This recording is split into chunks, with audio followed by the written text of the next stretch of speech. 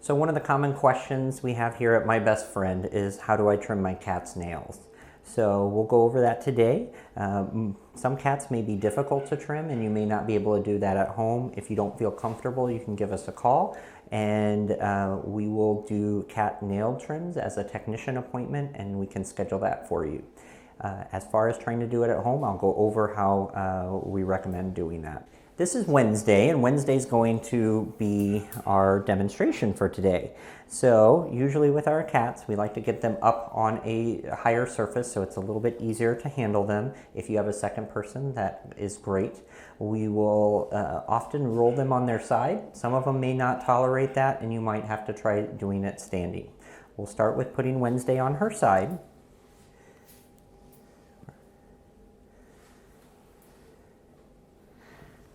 I prefer to use the scissor style nail clippers, although there are other kinds as well too, or for most cats you can even use the human style nail trimmers as well too.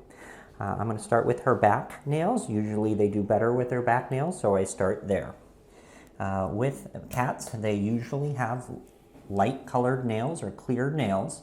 The nails consist of the quick, which is the part that is inside and is the living tissue of the nail, and then also the hard nail itself. We are trying to cut back just far enough that we don't hit the quick, but we get rid of any sharp points, especially in older cats where they start to curl around and can even grow into their pads. So with her, I will use my hand to push on the paw pad. That helps push the nail out so you can get better visualization. And then I will pull back the fur, and then with my other hand, I will use the nail trimmer, come back and make a trim across. And I might do multiple cuts until I'm convinced that I'm getting close to the quick. In clear nails, you can usually see that pink fleshy part within the nail, and we don't want to cut back to that. Where it starts to neck down and become a sharp point, that part is always safe to cut off. Sometimes cat nails will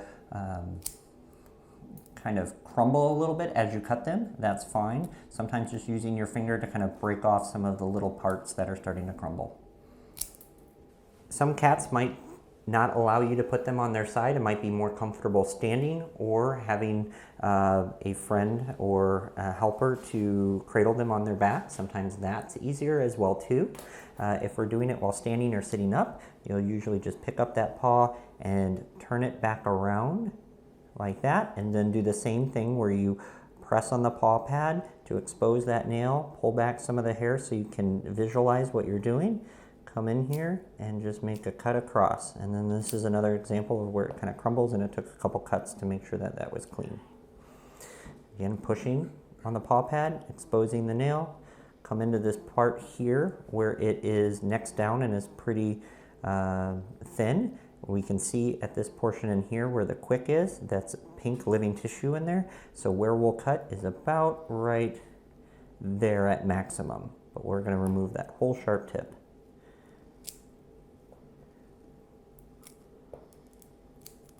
And again, this one crumbles a little bit.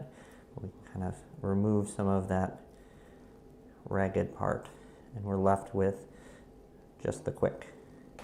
So in some instances, if you do accidentally hit the quick, the nail will often bleed.